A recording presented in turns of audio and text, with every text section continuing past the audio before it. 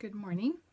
It's Monday, April 27th, and this is our Monday morning meditation brought to you by Shalom Program Coordinator Mary Potter Kenyon. Philippians 4, verses 6 to 7. Do not be anxious about anything, but in every situation, by prayer and petition, with thanksgiving, present your requests to God. And the peace of God, which transcends all understanding, will guard your hearts and your minds in Christ Jesus. The peace of God, which transcends all understanding. Doesn't that sound wonderful? A peace that transcends. Last week I hit a wall of sorts after a Zoom meeting with a couple of friends. One of them was talking about a June event that was going to be canceled, and the other one was talking about the possibility of an online September event for the same reason. I could hardly breathe. And when I got off that Zoom call, anxiety hit. September? My imagination ran away with me, and I started thinking about no visits with family or friends, not able to see my grandchildren for months on end, no events, no gatherings, no celebrations, no hugs, a life relegated by screen time interactions. I felt anything but peace. Maybe you've experienced something similar. Matthew 6:34. Therefore, do not worry about tomorrow, for tomorrow will worry about itself. Each day has enough troubles of its own. I knew I shouldn't be worrying about September. Worrying wasn't going to change anything. And I knew that worry and anxiety was not from God. So what did I do? Well, after wasting the better part of a day, anxious and afraid and wondering who I could talk to about it, I decided to take a walk. And during that walk, I thought back to one of the darkest periods of my life, the weeks and the months following my husband's death. And I thought about those immediate worries I had. How was I going to raise my children alone? How was I going to find work? What would I do without my partner, my best friend? And then somebody told me that first year of grieving is the hardest, and all I wanted to do was rush through that first year of grieving so that I could get on to the other side, get over to the other side. But like grief, we can't rush this either. We cannot rush this pandemic. And while we are in it, and as we walk through it, let us remind ourselves, we are not alone. I was not alone that first year. I felt God's presence in all of it. I survived that first year, only to face the impending death of my grandson, Jacob. I remember all those calls after that terminal diagnosis, how I called Mayo Clinic, St. Jude's, research hospitals.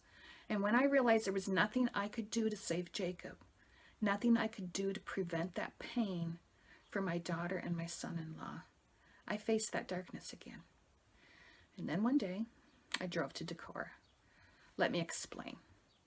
I have no internal GPS, no sense of where an unfamiliar town is in relation to where I lived. And at the time, it was Manchester. Until he died, my husband drove most of the time. After his death, I began doing workshops at libraries all over Iowa. And I was completely dependent on the GPS my son had given me to get me anywhere. I had only a vague idea where I was going when I put in the address of the Decorah Library that March day in 2013.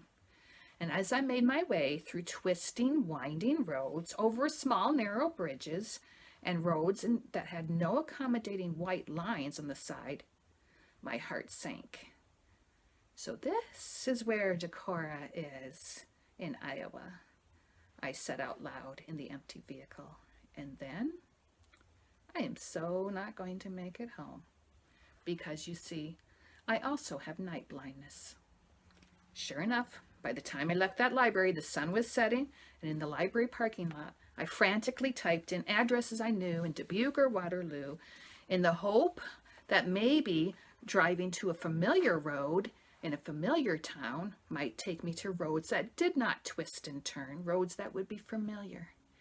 It seemed I would be adding an hour to my trip home if I took another direction.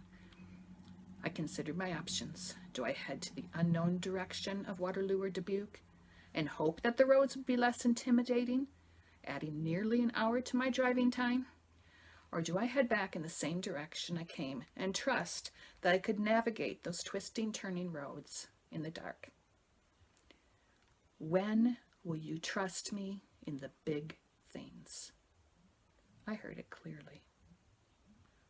When will you trust me in the big things?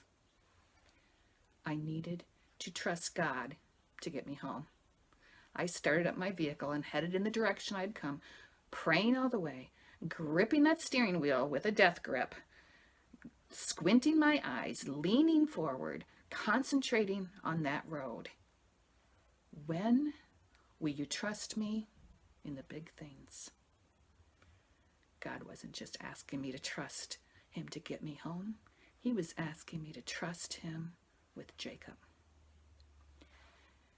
It's easy to trust God in the small things, isn't it? It's harder to trust in the big things. What is some big thing that you've gotten through? Isaiah 43:2. When you pass through the waters, I will be with you. And when you pass through the rivers, they will not sweep over you. When you walk through the fire, you will not be burned. The flames will not set you ablaze. This pandemic is a big thing. These roads are very unfamiliar. We have not gone this way before. We need to trust God in this big thing. We will get through this together. I'll see you next Monday. Stay healthy, stay safe, and God bless you.